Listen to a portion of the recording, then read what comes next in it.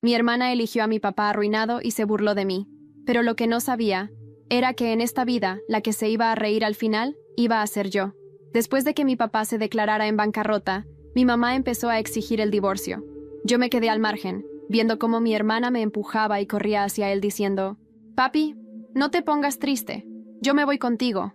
En mi vida pasada, tras el divorcio de nuestros padres, mi hermana se fue con mi mamá rica, y yo me quedé con mi papá quebrado.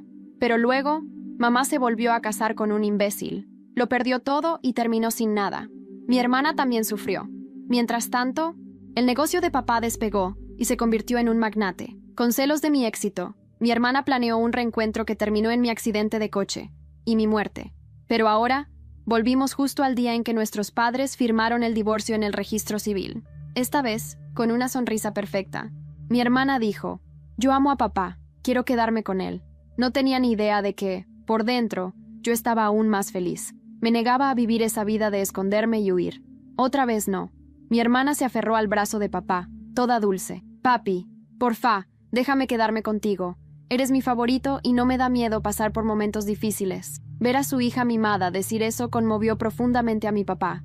Él ni se dio cuenta de que mamá estaba ahí cerca, con cara de pocos amigos. «Ni lo sueñes. Amy va a sufrir contigo. Tengo que llevármela conmigo». Mamá insistía en que mi hermana iba a sufrir si se quedaba con él. ¿Pero y yo? Mis padres discutían como locos por la custodia de mi hermana, como si yo no existiera. Al final, como no pudieron hacerla cambiar de decisión, mamá me escogió a mí, a regañadientes. Me subí al coche de lujo de mi padrastro con mamá. Mi hermana salió saltando, agarrada de la mano de papá. Antes de irme, me lanzó una mirada burlona. No me importó. Al fin y al cabo, mamá era rica ahora. Y la situación de papá era un caos. En mi vida pasada, papá y yo vivíamos escondiéndonos de los acreedores todos los días. No podía concentrarme en los estudios. Su fracaso profesional y el abandono de mamá lo destruyeron. Se rindió. Bebía como loco en un departamento sucio y no se preocupaba por nada. Aunque yo era una estudiante excelente, no pude seguir pagando la matrícula y tuve que abandonar la escuela para mantenernos. Veníamos del mismo vientre, pero mi hermana tuvo más suerte. Era linda y sabía cómo ganarse a nuestros padres, que la adoraban. Como era la menor, siempre esperaban que yo, como la hermana mayor, le cediera todo. Incluso durante el divorcio, todos solo se preocupaban por ella. Pero en esta vida, fue ella quien eligió a papá, dejando que él se luciera frente a mamá. En el coche, mamá empezó a regañarme. «Siempre has sido tan aburrida y amargada. Vamos a vivir con el tío Ramón ahora. Así que no me hagas pasar vergüenza». Es ridículo. ¿Qué clase de madre dice cosas así sobre su propia hija? Pero bueno, da igual. El coche entró al barrio de residencias de lujo. Sabía que mi padrastro era rico, pero no sabía que era así de rico. Me inscribió en el mejor colegio privado de la ciudad. Un chofer me recogía y me dejaba todos los días. Para compensar haber abandonado los estudios en mi vida anterior, me puse las pilas. Quedé entre los 3 mejores cada año. Mamá, que antes ni me miraba, ahora iba a todas las reuniones de padres. Le encantaba ser envidiada por las otras mamás y recibir elogios de los profesores como si fuera la mejor madre del mundo. Como mi padrastro no tenía hijos propios, florecí en esa casa. Incluso empecé a planear irme a estudiar al extranjero. Los niños no deberían pensar en irse al extranjero. No creas que puedes hacer lo que quieras solo porque eres una estudiante destacada, soltó mi mamá antes de que mi padrastro pudiera decir algo. Con el tiempo entendí que no hace falta una razón para que alguien no te quiera, incluso entre madre e hija. Mi padrastro no era ese hombre impredecible, dominante y violento del que hablaban mi mamá y mi hermana. Yo lo veía como alguien inteligente, orgulloso y respetuoso. El conflicto entre ellos comenzó poco después de que nos mudáramos. Mi mamá era solo una cara bonita sin mucho en la cabeza. Sinceramente, ella y papá eran el dúo perfecto. Papá, un heredero rico de verdad, siempre fue sencillo y fuerte físicamente. Se casó con mamá por su carácter impulsivo y su dinero. Cuando mis abuelos vivían, lo apoyaban. Pero después de que murieron, papá se dejó arrastrar por las inversiones tontas de sus amigos. Perdió todo lo que él y mis abuelos habían construido. Mamá no tardó en encontrar a otro y se divorció de él. Mis planes de estudiar en el extranjero se vieron frustrados por la oposición de mi mamá. Pero con mis notas, podía entrar fácilmente en cualquier universidad de élite del país. Amy está aquí, tía Nora. ¿Mi mamá está en casa? Salió a no hacer compras, pero tu hermana está despierta. Escuché los pasos de Amy acercándose a mi habitación. Sin pedir permiso, Abrió mi puerta. Nin, ¿por qué finges que no hay nadie en casa? ¿A quién estás tratando de impresionar con tanto estudio? Dijo, agarrando mis libros. Aunque papá la crió, ella venía aquí todos los meses para llevarse dinero, joyas y ropa de mamá. Se iba con el coche lleno, pero seguía usando ropa rota. Al mes siguiente, papá, que ahora era jugador, cambiaba cosas valiosas por dinero para derrochar. A mamá le dolía ver a mi hermana sufrir con él.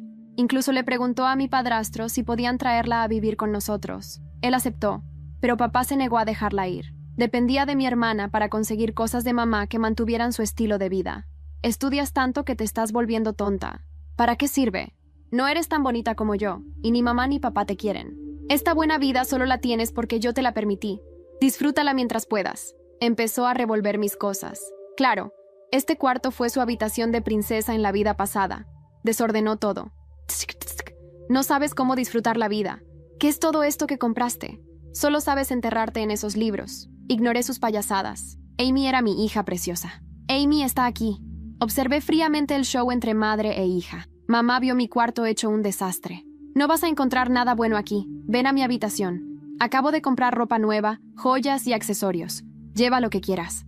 La arrastró fuera sin siquiera lanzarme una mirada o una palabra de preocupación. Tía Nora entró con un vaso de jugo de naranja recién exprimido y ordenó mi cuarto. Jamás vi una madre tan parcial. Pero no me molestaba. Sus días de gloria estaban contados. Nunca imaginé que un simple día en el juzgado de familia de Madrid marcaría el inicio de mi renacimiento. Allí estaba yo, con 17 años, observando cómo mis padres firmaban los papeles del divorcio. Mi hermana menor, Lucía, se aferraba al brazo de papá, con lágrimas en los ojos y una voz temblorosa. Papá, no quiero separarme de ti, quiero quedarme contigo.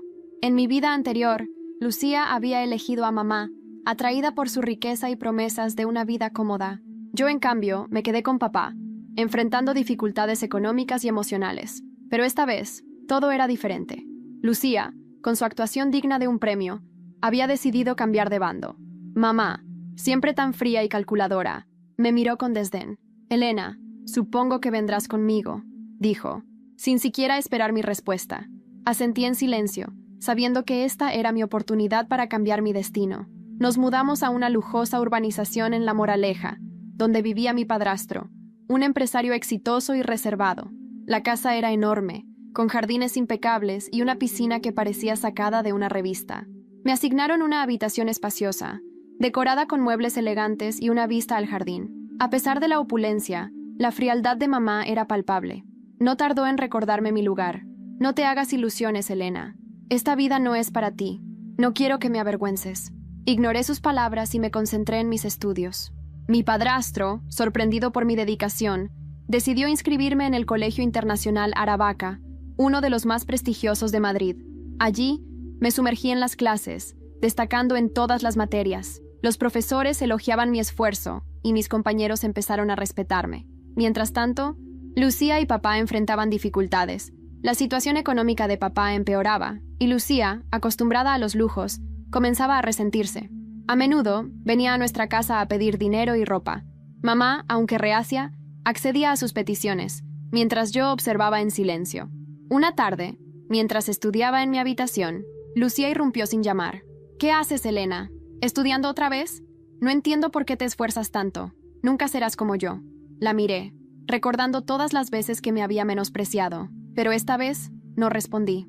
Sabía que mi momento llegaría. Días después, durante una cena familiar, mi padrastro anunció que había decidido invertir en una nueva empresa tecnológica y quería que yo participara en el proyecto. Mamá se mostró sorprendida y, por primera vez, Lucía pareció sentirse amenazada. ¿Elena? ¿En un proyecto empresarial?, preguntó con una sonrisa sarcástica. Sí, Lucía, respondí con firmeza. Parece que mis estudios están dando frutos. Esa noche, mientras me preparaba para dormir, recibí un mensaje anónimo en mi teléfono. Ten cuidado en quien confías. No todos quieren verte triunfar. El mensaje me dejó inquieta. ¿Quién podría estar detrás de esa advertencia? ¿Lucía? ¿Mamá? ¿Alguien más? Sabía que debía estar alerta. La mañana siguiente al mensaje fue extrañamente silenciosa. Madrid se despertaba con su usual bullicio. Pero dentro de nuestra casa, algo se había quebrado. Caminé hacia la cocina y encontré a mi madre sentada, sola, tomando café sin leche, su mirada perdida en el mármol de la encimera. ¿Ocurre algo?, Pregunté con voz neutra. Ella levantó la vista lentamente, con ese gesto que había aprendido a temer desde pequeña, una mezcla de desprecio y desaprobación constante. Deberías preocuparte menos por lo que no te incumbe, Elena. No respondí. Tomé un vaso de agua y salí. El chofer ya me esperaba para llevarme a clase. En el coche no podía dejar de pensar en el mensaje. ¿Qué tan lejos llegarían para arruinar lo que apenas había comenzado a construir? Ese día, en el colegio, todo parecía normal, hasta que no lo fue.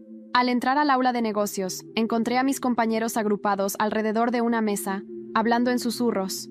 Alguien me lanzó una mirada rápida y luego desvió la vista. Me acerqué despacio, con cautela, cuando una voz me detuvo. ¿De verdad pensabas que podías meterte con gente como nosotros? Era Marcos, hijo de un empresario de telecomunicaciones, arrogante, competitivo y hasta ahora indiferente a mí. Sostenía una hoja en la mano. ¿Qué es eso?, pregunté. Tu historial. Sonrió, como si fuera dueño del mundo. Alguien lo compartió. Tus notas de la vida pasada, tus ausencias, tus problemas económicos. Muy conveniente para alguien que quiere liderar un proyecto con mi padre. Sentí cómo se me helaba la sangre. No era solo una exposición, era una amenaza. ¿Quién te dio eso?, dije conteniendo la rabia. Digamos que alguien que te conoce muy bien y que no quiere que te vuelvas la favorita de tu padrastro. Lucía, esa víbora. En otra vida, ella me empujó a la ruina con sonrisas falsas y caricias envenenadas. Ahora, estaba comenzando otra vez, pero esta vez no me quedaría en silencio. Ese mismo día, enfrenté a mi madre en el jardín. Estaba con su copa de vino blanco, las uñas perfectamente pintadas de rojo carmesí. ¿Sabías que Lucía filtró información mía al colegio? Ella no se sorprendió. ¿Y qué esperabas? Siempre fuiste tan sensible. No sabes jugar este juego, Elena. ¿Y tú sí? ¿Viviendo a costa de un hombre que apenas te tolera? Su copa tembló ligeramente. La dejé ahí, tragando su silencio como veneno. Esa noche, escribí una carta. No un correo, ni un mensaje. Una carta formal, dirigida al socio de mi padrastro, el señor Ortega, quien llevaba años esperando que alguien con visión fresca propusiera algo disruptivo. En la carta, detallé una idea que había estado desarrollando en silencio. Una plataforma educativa personalizada para jóvenes en situación vulnerable. Algo que, en otro momento de mi vida, habría necesitado desesperadamente. Al día siguiente, mi padrastro encontró la carta abierta sobre su escritorio. Me llamó de inmediato. ¿Tú escribiste esto?, asentí. Necesito que vengas esta tarde a la oficina. El señor Ortega está interesado. Muy interesado. Lucía, al enterarse, intentó colarse en la reunión, pero mi padrastro fue tajante. Esto es asunto de Elena. Tú puedes esperar afuera. Por primera vez, la vi derrotada. Sus labios apretados, su mano crispada sobre el bolso de marca que llevaba como armadura. Sabía que estaba perdiendo terreno, pero no era suficiente. Al salir de la oficina, con una invitación formal para participar en el desarrollo del proyecto piloto, recibí otro mensaje. Esta vez no era anónimo. Eres lista, Elena, pero recuerda, todos tienen algo que perder, y yo sé exactamente lo que es tuyo. El remitente, una dirección de correo que no reconocía, pero el archivo adjunto lo decía todo. Una foto, Lucía, mamá, y una figura masculina, en un aparente abrazo íntimo con mamá. No era mi padrastro, era el abogado de papá. Me senté en la cama durante horas, observando la fotografía.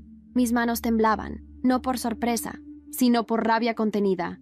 Mamá, siempre tan hábil para manipular su imagen, siempre calculadora. Ahora lo entendía todo.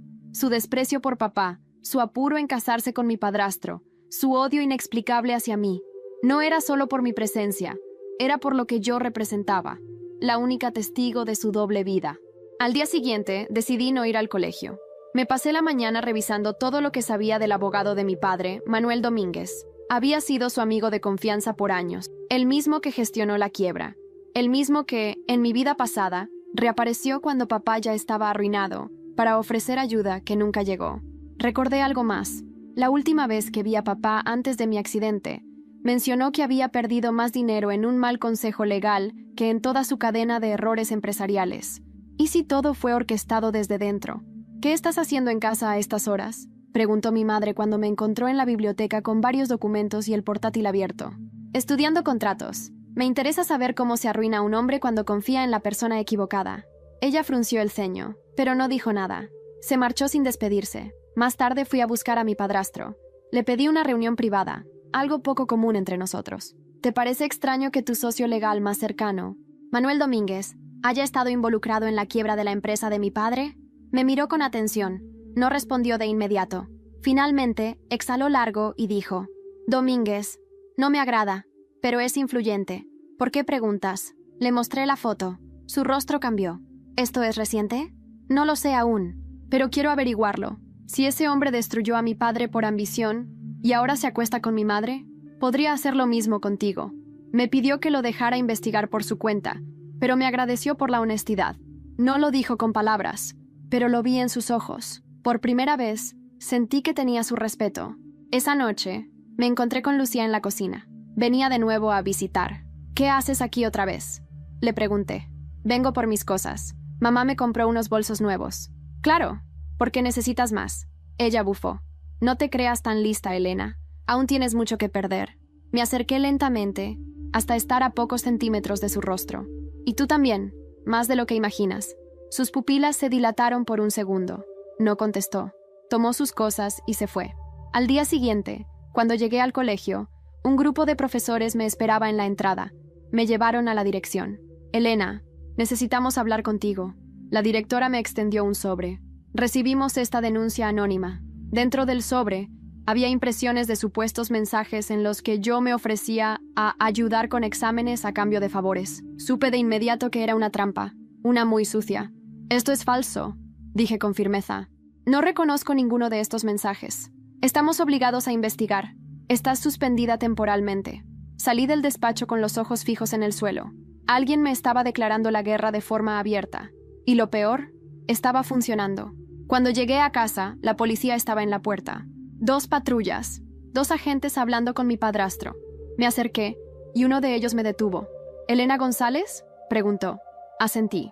«Necesitamos hacerle unas preguntas. Apareció un documento legal que indica que usted es la beneficiaria directa de una herencia que su madre había ocultado.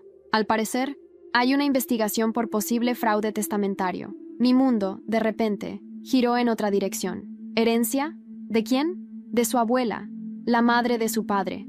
Al parecer, usted era la única heredera legítima, y su madre falsificó los papeles para desviar los fondos. Miré a mi padrastro, que no dijo nada. Solo bajó la cabeza.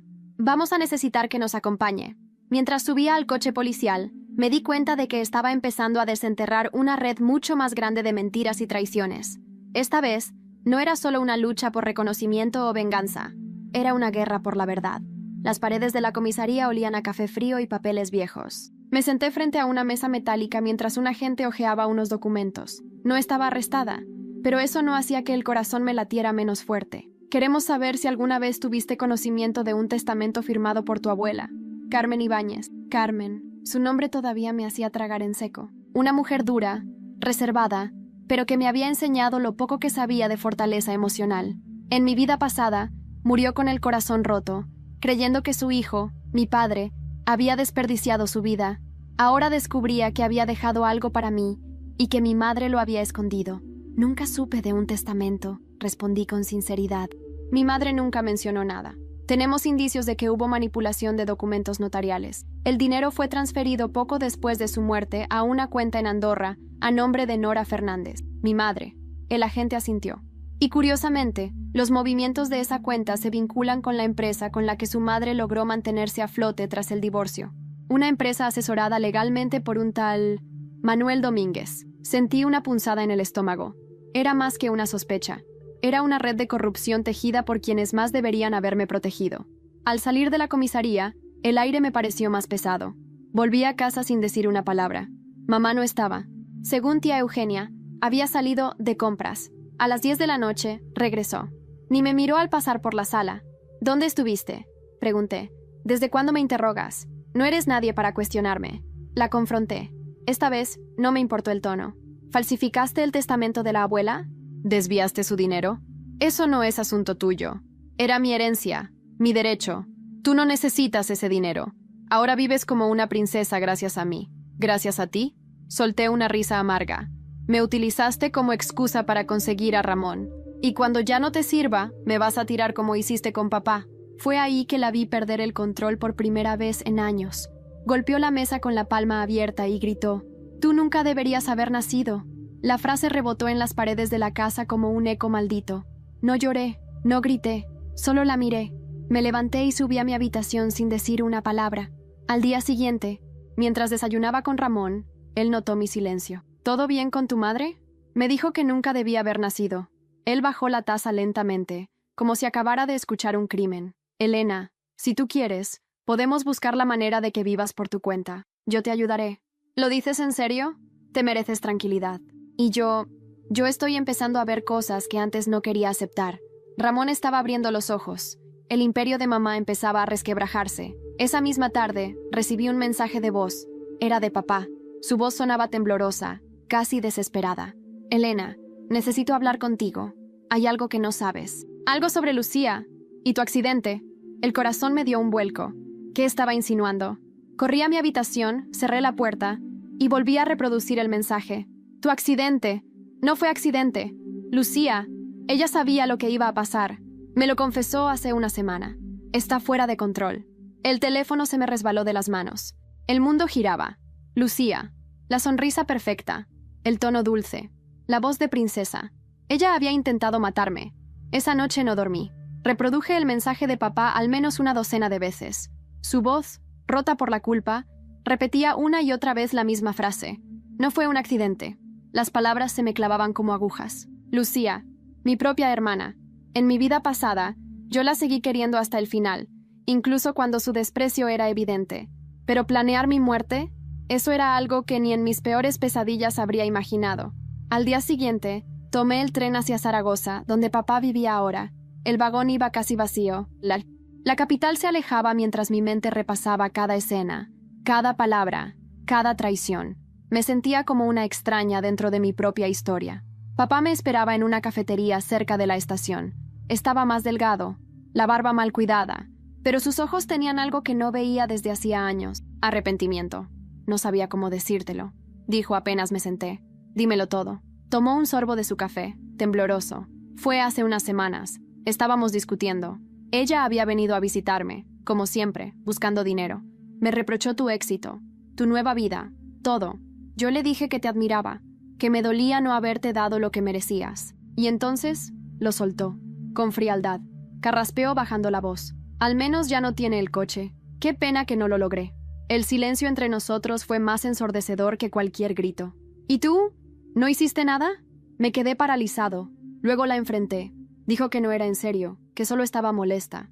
Pero lo vi, en sus ojos. No era una broma, Elena. Las manos me temblaban, no por miedo, sino por una ira que nunca antes había sentido. ¿Por qué me odia tanto? Porque tú eres lo que ella nunca podrá ser. Papá tragó saliva. Ella no sabe amar sin destruir. Volví a Madrid esa misma noche. Ya no había lugar para dudas. Lucía tenía que pagar. Y no solo por lo que hizo, sino por todo el veneno que había repartido a su paso. Empecé con lo más básico. Reunir pruebas. Sabía que mi padrastro tenía cámaras de seguridad en la casa. Accedí a ellas y comencé a revisar visitas anteriores de Lucía. Quería encontrar algo. Cualquier cosa. Y lo encontré. Un video de hacía 2 meses. Lucía entrando en la oficina privada de Ramón, con mamá acompañándola. Unos minutos después, salían con unos papeles en la mano. Y algo más. Un USB. ¿De qué se trataba? Me llevé el video a Ramón. Lo observó en silencio. Eso fue la noche que desaparecieron los borradores del contrato del proyecto Ortega, murmuró. ¿Y crees que Lucía? No lo creo. Lo sé. Me lo robaron. Su mandíbula se tensó. Ramón ya no era solo un padrastro distante. Ahora tenía una razón personal para unirse a mi causa. Dame 48 horas, dijo. Si ese USB contiene lo que pienso, puedo hundirlas a las 2. Mientras tanto, yo tenía otro plan. Llamé a Lucía. Fingí una tregua. Quiero hablar. A solas. En el retiro. Mañana, al mediodía. ¿Y ahora qué quieres? Resopló ella al teléfono. No más guerra. Solo hablar. Lo prometo. Colgó sin responder. Pero sabía que vendría. Le encantaban los escenarios dramáticos. El parque estaba casi vacío al día siguiente. Lucía llegó con gafas oscuras y ese andar teatral que había perfeccionado con los años. ¿Qué es tan urgente?, preguntó con fastidio. Tengo pruebas de que intentaste matarme. Sus cejas se alzaron apenas. Luego sonrió. ¿Y qué vas a hacer con eso? ¿Llorar con papá? ¿Decírselo a mamá? No, voy a hacer algo mejor. Le tendí un sobre. Esto irá directo a la policía si me pasa algo. Y si no, se quedará conmigo. Pero te aseguro que, de ahora en adelante, no tendrás más paz. Se quedó en silencio por unos segundos. Luego bufó. Siempre tan melodramática. ¿Y tú? siempre tan sucia. Me acerqué hasta quedar frente a frente. Esta vez, Lucía, no vas a ganar. Me di la vuelta y me marché, dejando que el sobre vacío se deslizara entre sus dedos. Esa noche, Ramón me llamó. Ya sé lo que había en ese USB. Elena, vas a querer sentarte para esto. ¿Qué era? Una transferencia de acciones. Lucía intentó vender el 15% de la empresa Ortega usando una identidad falsa. Y tu madre fue quien firmó como testigo. Me quedé en silencio.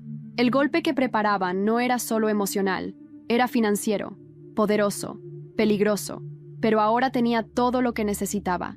Esa noche dormí como no lo hacía desde hacía años. No fue un sueño tranquilo, pero sí uno claro. La imagen de mamá firmando documentos ilegales con su elegante manicura francesa y la sonrisa falsa de Lucía mientras destruía todo a su paso. Me desperté con una claridad que me quemaba en el pecho. Había llegado el momento de exponerlas. Ya no se trataba solo de protegerme, se trataba de justicia. Ramón organizó una reunión con su abogado personal en su despacho privado, en pleno paseo de la Castellana. El ambiente era tenso, todos sabíamos lo que estaba en juego. ¿Estás completamente segura de que quieres proceder?, me preguntó el abogado, un hombre mayor, de voz pausada y ojos inteligentes. Sí, no quiero más secretos, quiero que el nombre de Carmen Ibáñez sea limpio, y que quienes la traicionaron, paguen. Ramón asintió. Entonces lo haremos a nuestra manera. Discretos, pero letales. Llevábamos semanas armando el rompecabezas. La transferencia de acciones ilegales, el testamento manipulado, las visitas grabadas. Cada pieza era una bomba silenciosa, lista para explotar. Primero mamá. Ramón la citó a almorzar en el Club Financiero Génova, donde ella solía alardear de su estatus. La esperó con una copia impresa del testamento original de mi abuela y un documento notarial donde aparecía la firma falsificada. ¿Qué significa esto, Ramón?, preguntó ella, fingiendo sorpresa. Significa que estás acabada, Nora. Esta vez no hay nadie que pueda salvarte. Ella trató de manipularlo con sus viejas armas. La voz suave, la sonrisa seductora. Pero Ramón ya no era el mismo.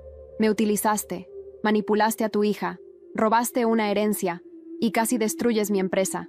Lo mínimo que mereces es lo que viene ahora. Ramón se levantó y se marchó. La dejó sola, rodeada de mujeres que antes la envidiaban. Ese mismo día, presentó una denuncia por fraude patrimonial.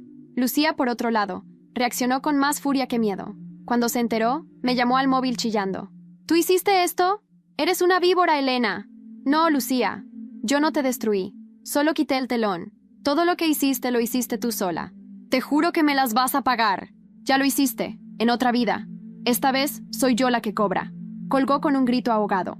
Un día después, la policía registró la casa de mamá.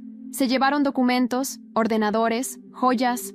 Lucía intentó detener a los agentes gritando que todo era un error.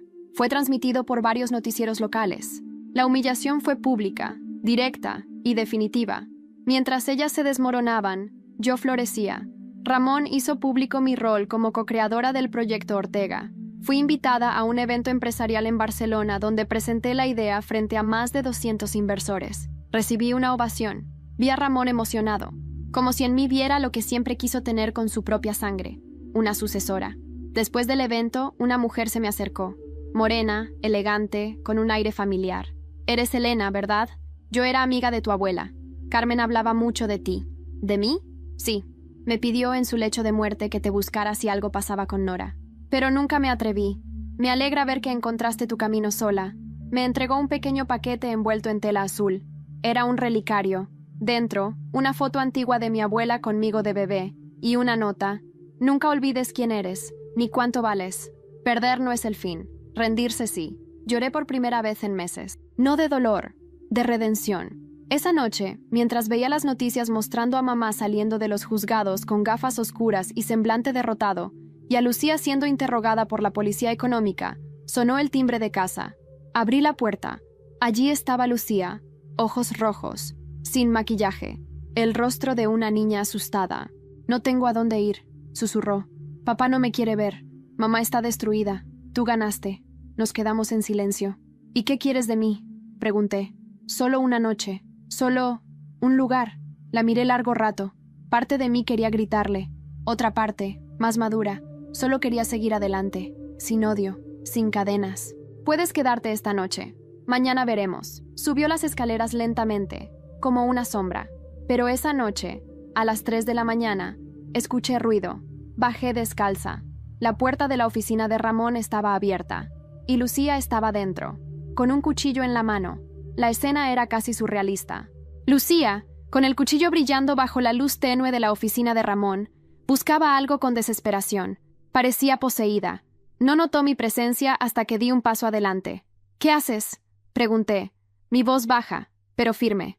Ella giró bruscamente, sobresaltada, con los ojos inyectados de rabia. El cuchillo se mantuvo firme en su mano. «Todo esto es tu culpa. Tú me quitaste todo. Yo solo saqué la verdad a la luz, Lucía. Tú te quitaste todo sola». Ella comenzó a reír. Una risa hueca, rota. «¿Verdad? ¿Qué sabes tú de la verdad? Tú siempre fuiste la sombra, la hija olvidada, la que mamá nunca quiso. Y aún así, te lo quedaste todo. No quiero lo que tú tenías. Nunca lo quise. Quiero paz, Lucía. Pero tú, paz», gritó, levantando el cuchillo. «Yo quiero mi vida de vuelta». Instintivamente retrocedí, pero en ese momento, Ramón apareció detrás de mí. Su voz fue como un rayo. «Baja eso, Lucía. Ahora». Lucía giró, y por un instante, vi algo en su rostro. No miedo, sino derrota. Bajó el brazo lentamente. Ramón se acercó y le quitó el cuchillo de la mano sin resistencia. Llamó a la policía sin decir una palabra más. Ella no protestó. Simplemente se dejó caer en el sillón, como si su cuerpo ya no tuviera alma. La policía llegó en menos de 10 minutos. La arrestaron por allanamiento y tentativa de hurto. El cuchillo solo agravó la situación. No era la primera vez que la pillaban en un acto impulsivo, pero esta vez era diferente. No tenía protección, ni dinero, ni aliados. Tras su salida, Ramón me miró con una mezcla de tristeza y alivio. «Nunca pensé que tu madre pudiera criar a alguien tan peligrosa. Lucía no nació así», dije. «Mamá la convirtió en eso. ¿Y tú cómo escapaste de ese destino? Porque ella nunca me quiso cerca. Y eso, sin quererlo, fue lo que me salvó». Durante los días siguientes, los periódicos se llenaron de titulares escandalosos. «Hija de empresaria arrestada por intento de robo. Herencia falsa y corrupción familiar sacuden la élite madrileña. La otra hija, el ascenso de Elena González». Aquel nombre, el mío, que por tanto tiempo fue un susurro a la sombra de Lucía, se convirtió en un símbolo. No de venganza, de justicia. Recibí una carta manuscrita de mamá. No decía mucho. «No pido perdón, solo lamento no haberte entendido. No porque fueras difícil, sino porque yo nunca aprendí a amar». No lloré. Solo doblé la carta y la guardé en una caja donde ponía «cosas que ya no me afectan». Lucía fue trasladada a un centro psiquiátrico. Diagnóstico: trastorno de personalidad narcisista con rasgos impulsivos. El psiquiatra dijo que la presión, la caída social y el rechazo habían activado un colapso emocional profundo. Papá la visitó una vez. No volvió. Ramón, por su parte, me ofreció algo que nunca imaginé: su apellido. «Sé que no eres mi hija, pero lo eres más que nadie. Si aceptas, me gustaría adoptarte legalmente». Acepté. No por necesidad, sino por simbolismo. Por todo lo que él había visto en mí cuando nadie más lo hizo. Poco después, recibí una carta de la Universidad de Navarra. Habían aceptado mi solicitud para un programa de investigación en innovación educativa. Fui becada. Tenía un futuro. La noche antes de irme, volví a entrar en la oficina de Ramón. Me senté en el mismo sillón donde Lucía se había derrumbado días atrás. Respiré hondo. «Estoy lista», susurré. Y entonces, el teléfono sonó. «¿Elena González?», dijo una voz femenina al otro lado. «Sí, ¿quién habla?». «Soy inspectora Eva Roldán. Estoy a cargo de la investigación por corrupción empresarial. Encontramos documentos ocultos en la cuenta de Nora Fernández, y hay una tercera persona involucrada. Creemos que el abogado Domínguez no actuó solo». «¿Y quién más?». «Una mujer, amiga de tu madre, testigo clave de la herencia. Posiblemente una pieza aún más oscura en este rompecabezas». Mi pecho se tensó. «¿Tiene nombre?». «Sí, Eugenia. Eugenia Cortés. Mi tía Eugenia. Siempre tan discreta, tan solícita, tan neutral en medio del caos. La mujer que me traía té a la habitación cuando mamá me gritaba, que recogía mis libros del suelo cuando Lucía los arrojaba con desprecio, que me decía al oído, «Eres fuerte, Elena», cuando nadie más lo hacía. Y ahora, resulta que... ¿ella también? No podía creerlo, pero sí podía sospecharlo. Siempre había algo demasiado perfecto en su actitud pasiva, como si supiera más de lo que decía, como si se moviera en las sombras, cómoda, protegida. La inspectora Eva Roldán me citó en la sede de la Policía Económica, en la calle Guzmán el Bueno. Ramón me acompañó. Nos recibieron en una sala pequeña, paredes blancas, sin decoración. Gracias por venir, Elena, dijo la inspectora. Tenemos nuevas pruebas. Sobre la mesa, una carpeta negra, documentos impresos, fotografías, extractos bancarios, entre ellos un testimonio. El del notario que supuestamente había validado la herencia manipulada de mi abuela. Eugenia Cortés asistió al notario haciéndose pasar por la representante legal de tu abuela. Usó una identidad falsa para autorizar la transferencia a la cuenta de Nora. No fue solo cómplice, fue el cerebro detrás de todo. ¿Y por qué haría eso?, pregunté, aún incapaz de procesarlo del todo. La inspectora me miró con pesar. Lo hizo por dinero, claro, pero también por rencor. Eugenia fue desheredada por tus abuelos cuando decidieron dejarlo todo a tu padre. Y después de la muerte de tu abuela, supo que tú habías sido nombrada heredera directa. Se alió con tu madre para destruir ese vínculo. Me sentí mareada, como si mi vida entera hubiera sido una construcción delicada encima de un nido de serpientes. ¿Y ahora?, preguntó Ramón. Emitiremos una orden de arresto, pero necesitamos que Elena testifique. Su declaración puede sellar el caso. Asentí. Ya no había vuelta atrás. Esa tarde, volví a casa y la encontré en la cocina. Tía Eugenia removía una olla de lentejas con su típica calma. Parecía tan inocente como siempre. Tan normal. Tía, dije con voz firme. Necesito hablar contigo. Claro, cariño. ¿Qué ocurre? Me senté frente a ella. La observé durante segundos que parecieron horas. Sé lo del testamento. Sé lo que hiciste con mamá. Y con Domínguez. El silencio fue inmediato. La cuchara dejó de moverse. Ella no me miró. Solo exhaló lentamente. Así que ya lo sabes. ¿Por qué? ¿Por qué me hiciste eso? Porque tú no tenías que heredar nada, dijo finalmente. Tú no eras nadie. Tu padre arruinó nuestra familia. Tu madre nos usó a todos. Y tú ibas a continuar ese legado de ruina. O eso creí. Te equivocas, respondí. Yo no soy ninguno de ellos. Y tú elegiste ser peor que todos. Se dio la vuelta, enfrentándome por primera vez con su verdadero rostro. Sin máscaras. Nunca me miraron. Nunca me valoraron. Nadie lloró por mí cuando me echaron de casa. Tú eras la hija perfecta, la nieta ideal, el futuro. ¿Y yo? ¿Qué era yo? Tú eras familia. Y lo perdiste todo por venganza. Salí de la cocina, sabiendo que era la última vez que hablábamos. La policía llegó esa misma noche. Eugenia no se resistió. Mamá, desde su arresto domiciliario, supo lo que había pasado. Me envió un último mensaje. No olvides que tú también tienes mi sangre. No creas que eres tan distinta. Lo borré sin responder. Lucía seguía en el centro psiquiátrico. Le dejé una carta sin rencor. No para perdonarla, sino para soltarla. Lucía, no te deseo mal. Solo espero que algún día veas el daño que hiciste y que entiendas por qué perdí el miedo de vivir sin ti. La universidad me escribió. Tenía la fecha de inicio de clases. Preparé mis maletas. Ramón me acompañó al aeropuerto. Antes de entrar me abrazó por primera vez. Hiciste lo que nadie se atrevió a hacer, Elena. Tu abuela estaría orgullosa. Yo solo quiero empezar de nuevo. Y lo harás. A lo grande. Subí al avión con una mezcla de alivio y tristeza. Miré por la ventana mientras Madrid se hacía pequeña bajo las nubes. Al llegar a Pamplona, me esperaba algo que no esperaba. Una carta en mi nueva habitación. No tenía remitente. Solo una frase escrita con tinta negra. Tu historia no ha terminado. Aún queda una verdad que no has descubierto. La carta se sentía extraña entre mis manos. El papel era grueso, caro. La tinta negra, pulcra. No había firma. Solo esa frase. Tu historia no ha terminado. Aún queda una verdad que no has descubierto. Durante días intenté no pensar en ello. Me sumergí en las clases, conocí a mis nuevos compañeros, incluso me permití reír de vez en cuando. Pero por dentro, esa frase me roía como una astilla enterrada en el alma.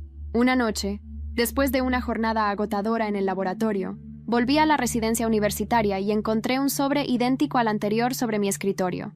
Esta vez, tenía una dirección, una casa en San Sebastián, y una fecha, el fin de semana siguiente. No podía ignorarlo. Me tomé un tren temprano el sábado. Llegué a la dirección al mediodía. Era una casa antigua, pero bien cuidada, rodeada de vegetación. Toqué el timbre. Una mujer de unos 60 años abrió la puerta. Pelo canoso recogido, ojos profundos. ¿Eres Elena González?, preguntó sin rodeos. Sí. Pasa. Entré. La casa olía a lavanda y madera envejecida. Ella me ofreció té. No pregunté quién era. Sabía que lo descubriría pronto. Me llamo Teresa. Fui enfermera de Carmen, tu abuela, durante sus últimos meses de vida. Mi corazón se detuvo por un segundo. Ella me pidió que guardara algo que no podía confiar a nadie más. Me hizo prometer que solo te lo entregaría si algún día descubrías la verdad sobre tu madre y Eugenia. Y veo que lo has hecho. Sacó de una caja de metal un cuaderno de tapas de cuero desgastado. Es su diario.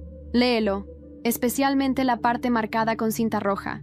Mis manos temblaban mientras lo abría. Aún no sé si Elena estará a salvo cuando yo me haya ido. Hay algo que nunca le dijeron, que su madre y Eugenia ocultaron para siempre. Su verdadero padre no es el hombre que la crió. Me faltó el aire. Volví a leerlo. Y otra vez. Seguía sin entender.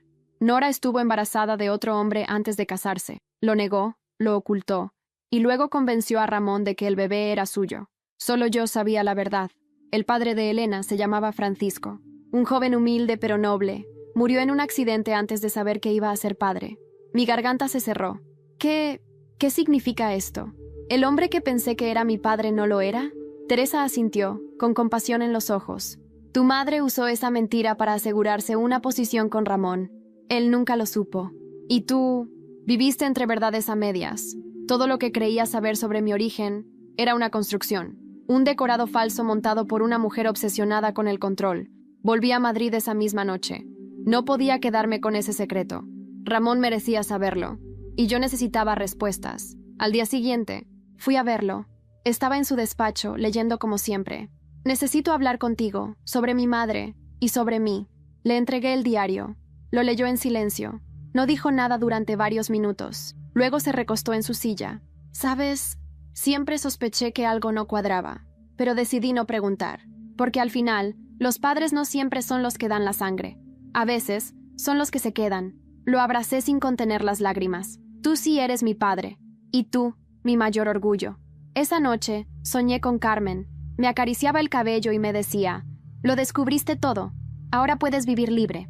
Desperté con una serenidad nueva. Ya no cargaba con preguntas sin respuesta. Ya no vivía a la sombra de secretos antiguos. Fui al centro psiquiátrico a visitar a Lucía. No por ella, por mí. No tienes que decir nada, le dije. Solo quería que supieras que ya no te odio.